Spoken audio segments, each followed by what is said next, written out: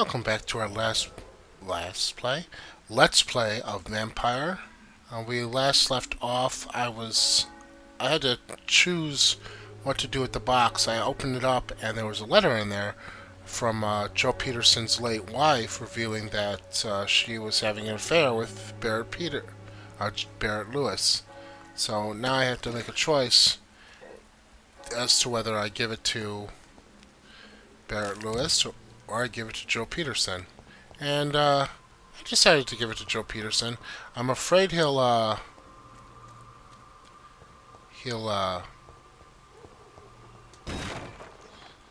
kind of go off on Barrett Lewis if he finds out about his wife's affair. Seems a violent sort like that, but he deserves to know. If I can find my way back, that is.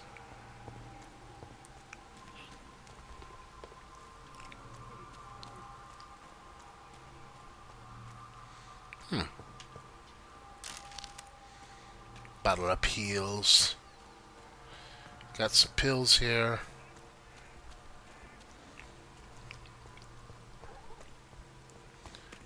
Guess I could have start. I thought I did start there.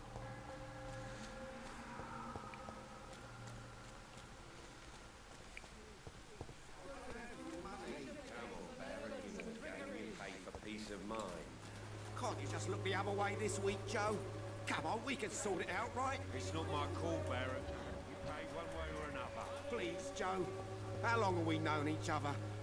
We even used to be neighbours, for Christ's sake. I'd prefer not to give you another beating, Barrett.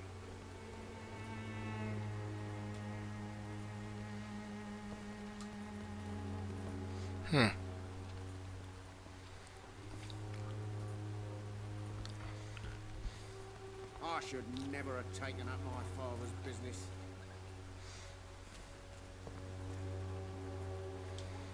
Yep, let's get it to You Joe. again? What do you want this time?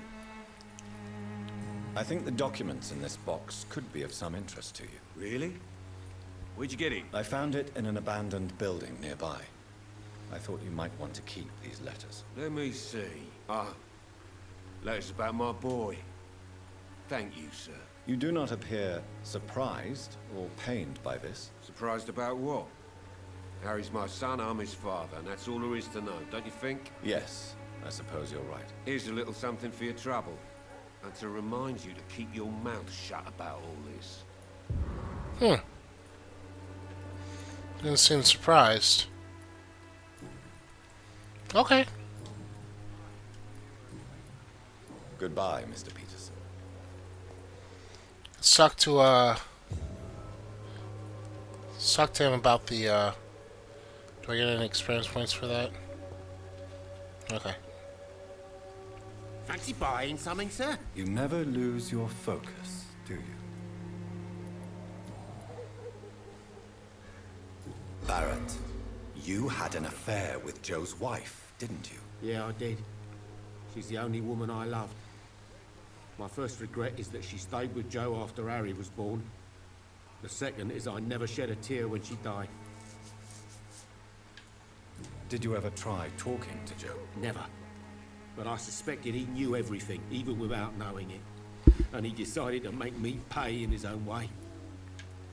Do you mean you're Harry's father? No one will ever know for sure. And it's better that way. And I don't believe I'd have been all that bad as a dad. Goodbye for now, Mr. Lewis. Alright, so let's see. Does anybody need treatment right now?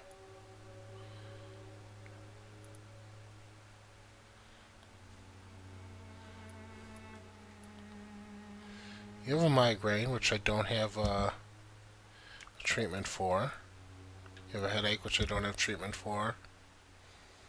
And I don't know what you have. And I haven't been to this place yet. Okay.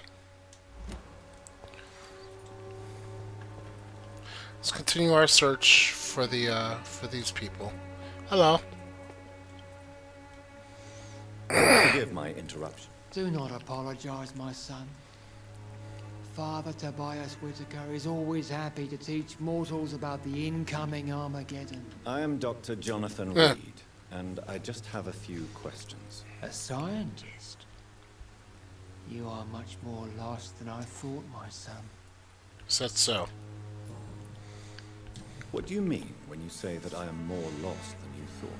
All scientists are entangled in a world of causes and consequences, and most of them can't see the plain truth. Quite a judgmental opinion, if you ask me.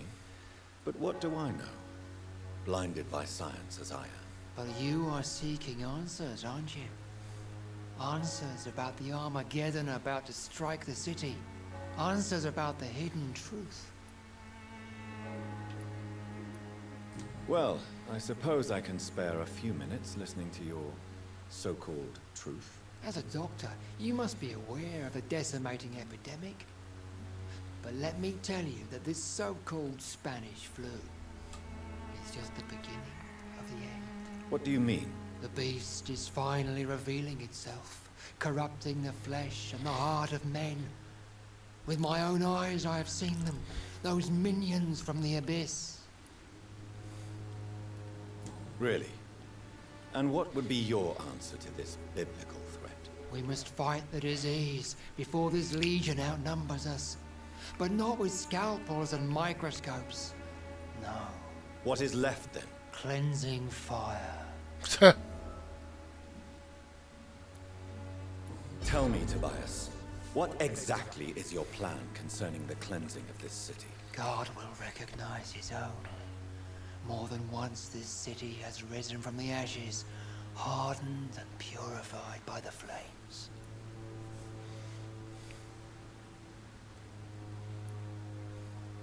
Purification by fire has proved useful, but where do you stop?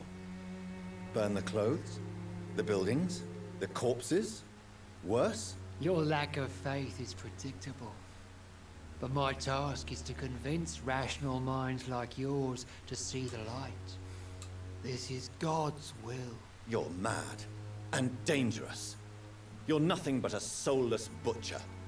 A small-time Torquemada. The Savonarola of Whitechapel. My son, if you think salvation is a free gift, go listen to the lies of that pompous fool, Joseph. Joseph, a fool? Vicar Larrabee of St. Mary's Church. While he continues preaching his fraudulent redemption, more and more people die in the streets. Interesting. This guy's an interesting man, isn't he?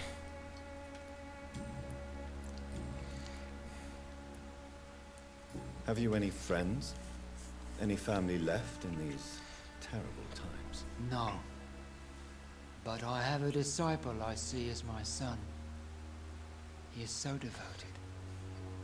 I sent him to preach the good word in the heart of this corrupted city. Where did you send him? I sent Samuel to the Stonebridge Cemetery, where the pestilence and evil grows night after night. You sent him on some preaching crusade during the epidemic. As a true believer, Samuel will fear no evil while he walks through the valley of the shadow of death. Interesting. Oh, we got a new I've had mission enough to do. tonight. Goodbye. You're crazy, dude. Crazy. Hello. Excuse me, sir. Are you familiar with this part of town? Clayton. James Clayton Darby, reporter. Sorry, I'm new to Whitechapel. But perhaps you could help me since you're a journalist.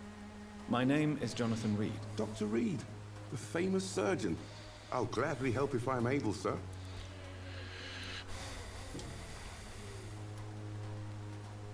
What is a journalist doing in this borough after sunset? He goes where none of his colleagues would dare to go, to inform the country.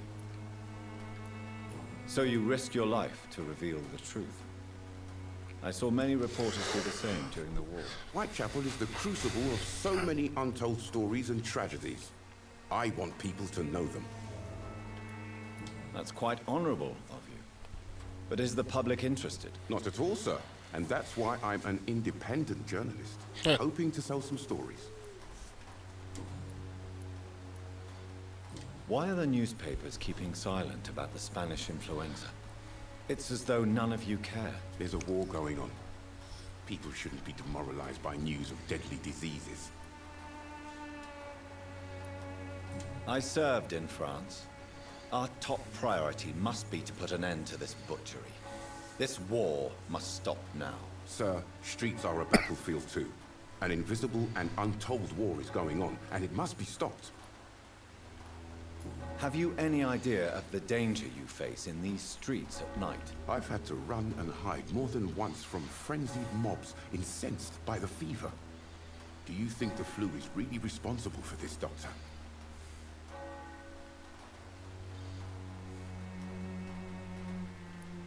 I must confess, some of my rational views have been shaken by recent events. I'll remember to stay away from the district's roughest streets then.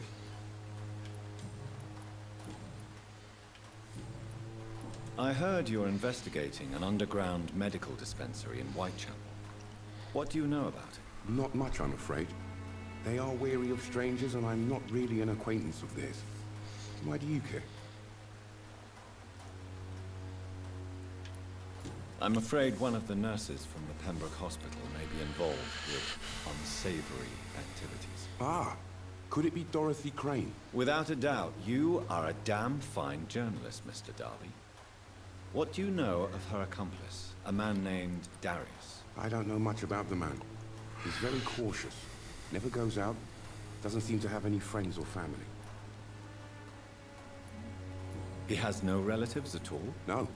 Except for that strange man, a poet named Richard Nethercott, who sometimes comes by.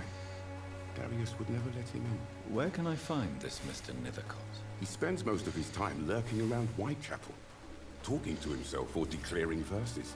These days, you can usually find him behind the church. He never goes out? No. A few days ago, he unexpectedly did. I followed him, but it was just a ruse to keep me away from his house. Really? How do you know? He went to the nearest mailbox, but just before posting his letter, he ripped it up and threw it away. Huh. Interesting. Fatigue, huh? Goodbye, Mr. Darby. Farewell. Okay. So Richard Nethercott is this guy's son.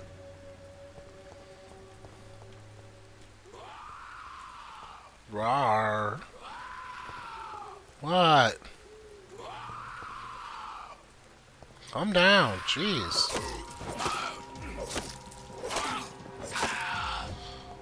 Where'd you guys come from?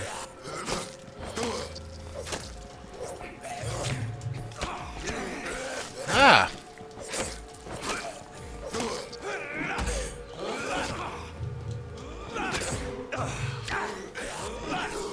My ass kicked here.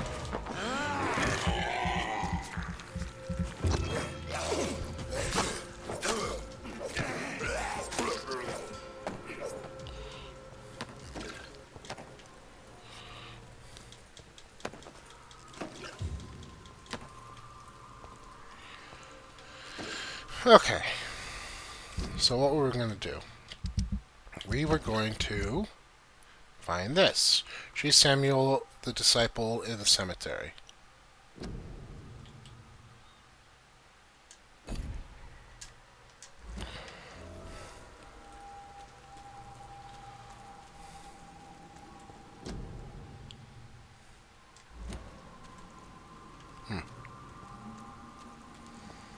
It's quite a distance away, so I'll have to keep that in mind. Find Richard in the area.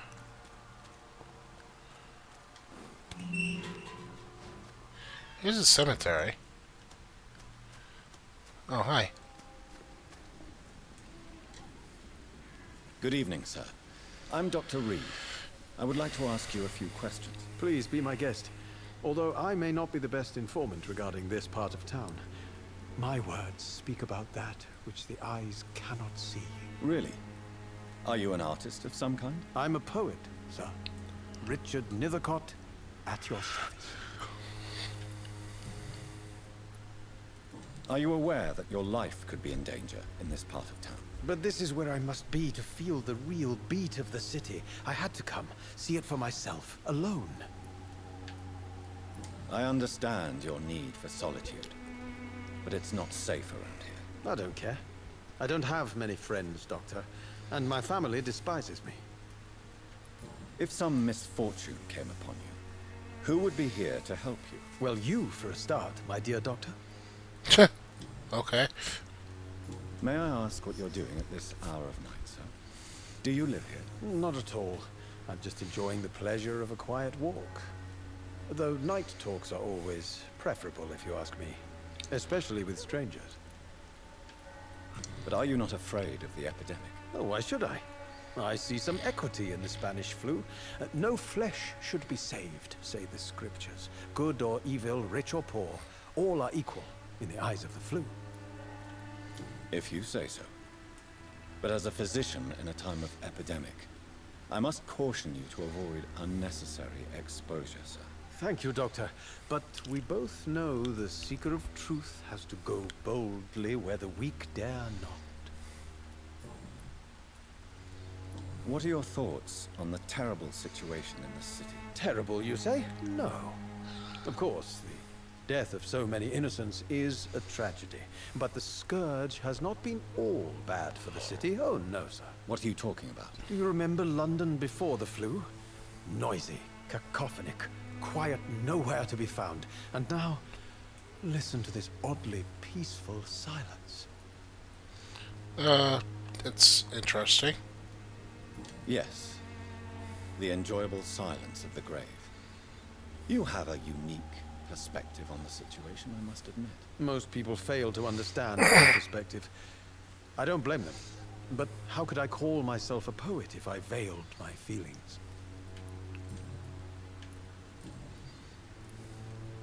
Tell me, Mr. Nethercott, why seek inspiration in Whitechapel? The place is not beautiful per se, but how to explain it? Stirring and challenging. Do you not think it a little morbid? On the contrary, sir, Whitechapel is full of life, full of beauty. Just like my dear muse, the wonderful Camellia. What can you tell me about Camellia? Not much, and that's the beauty of it. She can't speak, you know. She's a locked mystery who exhales kindness and sweetness. Okay. I'll have to find her. Perhaps you're just afraid to find out the truth about your muse. One day, perhaps, I'll ask her to come with me. But will she still be my wild flower of Whitechapel if she moves uptown? And have you ever tried to learn more about her? Where she lives? How she survives? Whom she may know? Maybe I prefer she remains an enigma. Reality can be so dull, don't you think? Guess you have a point. In what way, exactly? The struggle by gaslight, the barren smiles and the added hunger under the rain. If you say so. Such vibrant antagonism and vivid paradox. The stripped humanity raged across each street. Vivid, of course, yes. And what about the poignant distress? Oh yes, the poignant distress. You see what I mean, don't you? That's what I want to write about, and that's what Whitechapel is made of. You're an interesting man. May I ask you a few questions about the district? Extraordinary part of town, is it not? I'll be glad to help you, if I can. I'm looking for Dorothy Crane, a nurse who lives in this vicinity. Dorothy Crane. Oh, I love the name. The Crane of Whitechapel. Sounds very mysterious. But, sorry, no, never heard of her. What can you tell me about an old man called Darius? Darius Petrescu. Yes, I know him. At first, I thought he was only a small publisher. I invited him to publish my work, but his reaction was pretty clear. Not interested in your talent? Darius is an old political activist who takes delight in printing tracts and lampoons. Those communist activities only require mediocre writing skills. Okay. You have a cold. I'll leave you alone, sir. So we got cold and fatigue.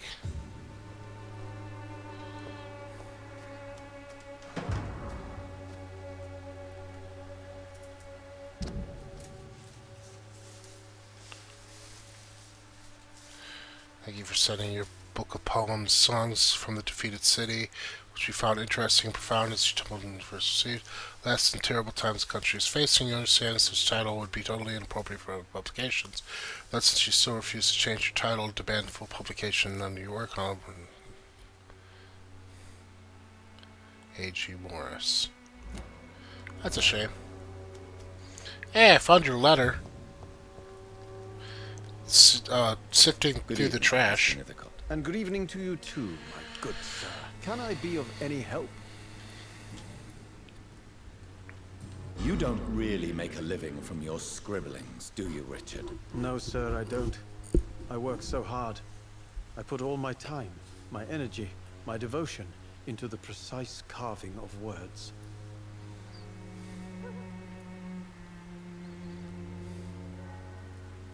When she was younger, my mother was a painter and a poet. She told me many times how poor her artist friends were and how she helped them. My parents pay for my rent, my food, and my clothes. All I have to give them in return is lies they do not believe. You seem embarrassed. Someday I hope to proudly offer my first publication to my parents. Until that day, I'll remain the failure of a son they have to support. That's depressing. I'll leave you alone, sir. Okay.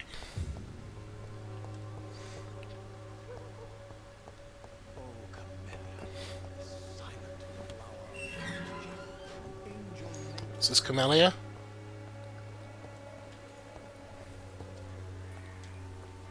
Good evening, miss. I'm Dr. Reed. I'd like to ask you a few questions. I know what you're thinking. A tall stranger who meets a girl in the street at night. It reeks of the penny dreadfuls. But I mean you no harm, truly.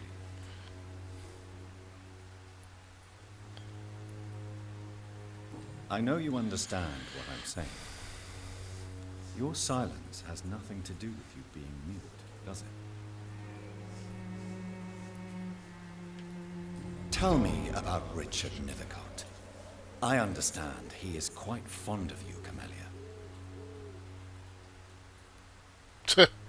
Okay.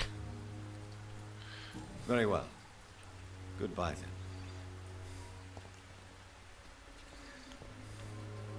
What this flower?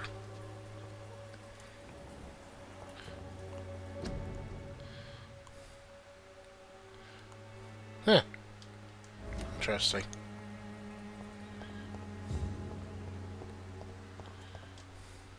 Hello again, miss. Camellia, I know you work for Dorothy Crane. Please tell me about her secret dispensary. A stubborn and mute comrade. Nurse Crane and Darius Petrescu have been clever. Very well. Goodbye then.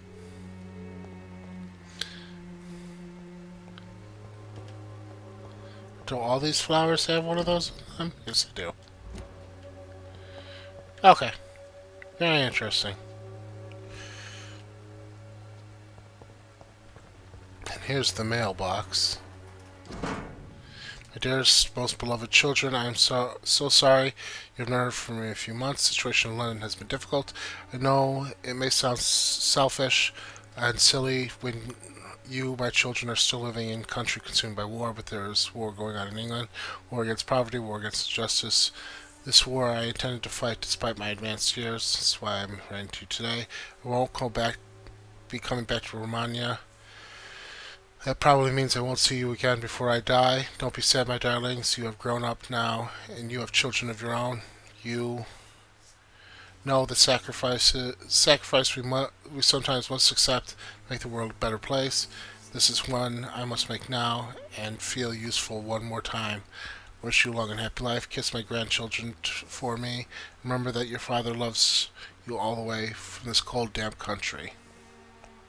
The content of Darius' letter to his children could give me more leverage to enter. Darius is a bit less of a mystery now. It should not be that difficult to incite him to let me in. Okay.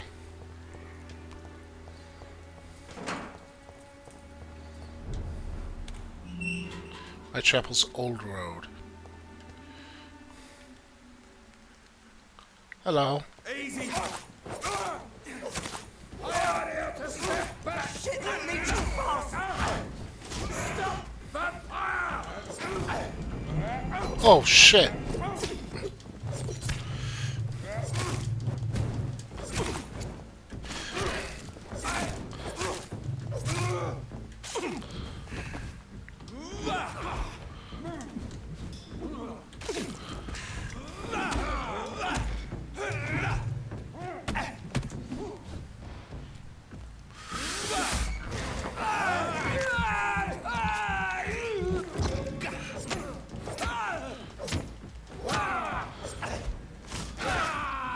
Fuck you, Reverend.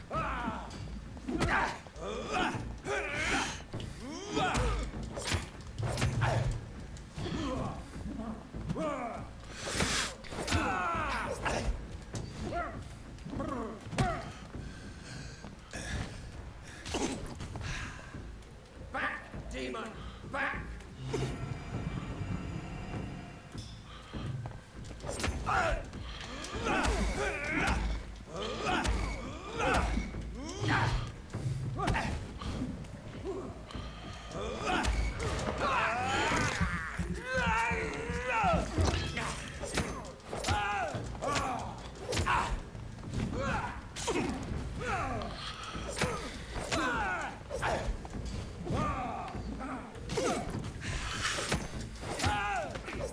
Finally. This man stunned me with his faith. His crucifix. This is not good news.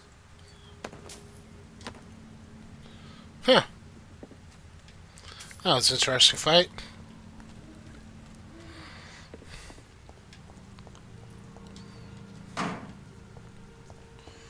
Need to find another place to set up shop so I can get a thing for fatigue and a cold.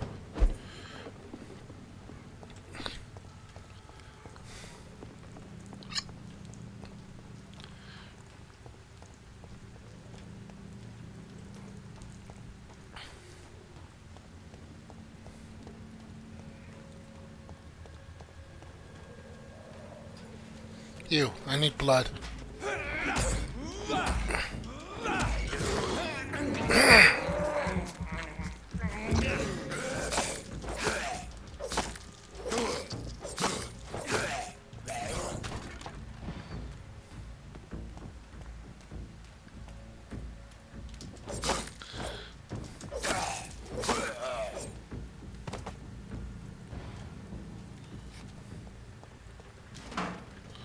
Thank you.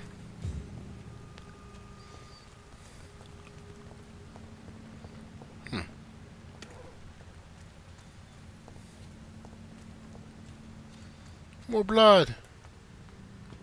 Ooh, strong blood.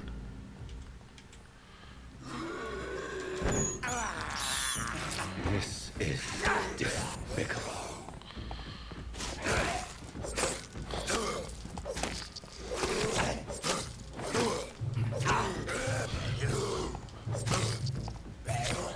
Oh!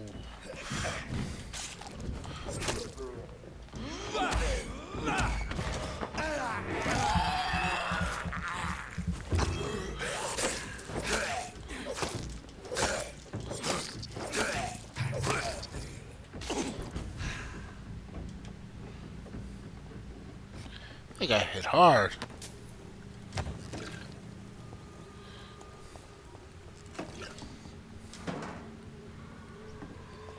Still gotta find Samuel. But I guess that is something we'll have to take care of next time.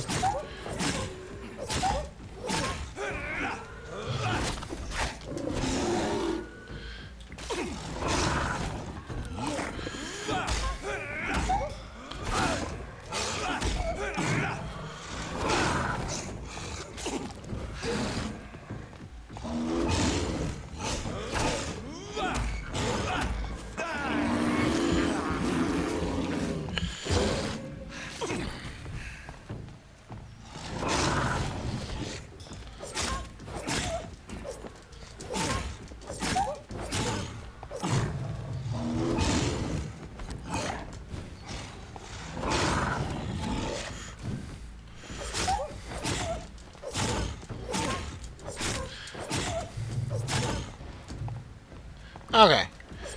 Until next time, though, thank you very much for watching. If you like this video, please give me a like, share, comment, and subscribe. It always helps me out. And as always, have a good day, and take care.